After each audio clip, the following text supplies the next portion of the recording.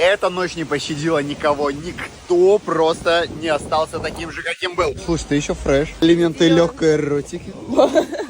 Ты не сгорел. Ты вообще нормально выглядишь. Нифига там, пацан, смотрите, обгорел. Ты что, обгорел?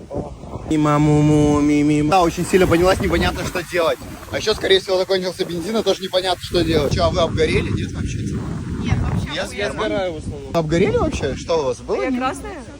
Да, вот ты красная. Ага, я обгорела. Ночь не пощадила никого.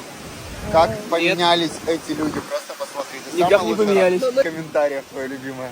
Вкусный шашлык. Там вот эти люди что-то решают, как будто бы разговаривают. Вот человек просто... Он просто немножко есть, но его как бы нет. Его подумал, что Гладкому нужны новые приключения и отправил его на лодочке.